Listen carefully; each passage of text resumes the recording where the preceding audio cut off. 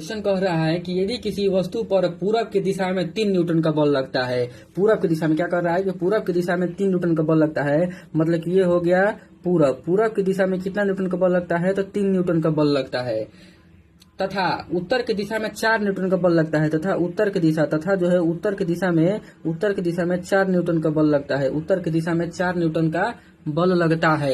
तो हमें क्वेश्चन कह रहा है, क्या कह रहा है, कह रहा है तथा उत्तर की दिशा में 4 न्यूटन का बल लगता है, तो परिणामी बल बताना है। तो यहाँ पर परिणामी बल बता रहा है। उत्तर की दिशा में 3 न्यूटन, उत्तर की दिशा में 4 न्यूटन और पूरब की दिशा में कितना, तो 3 न्यूटन का बल लगता है। तो हमारा थीटा जो हो गया, थीटा का मान कितना कोण बनाएगा, हमारा 90 डिग्री कोण बना रहा है। तो परिणामी यानी ए वेक्टर का मान कितना दिया है, तो कितना दिया है, 3 न्यूटन। अब बी वेक्टर का मान कितना दिया है, तो 4 न्यूटन दिया है। कितना दिया है, 4 न्यूटन दिया है। हमें पूछ रहा है कि परिणामी बल यानी ए प्लस बी का परिणामी बल हमसे पूछ रहा है क्या, तो ए वेक्टर प्लस बी वेक्टर का मान हमसे पूछ रहा है।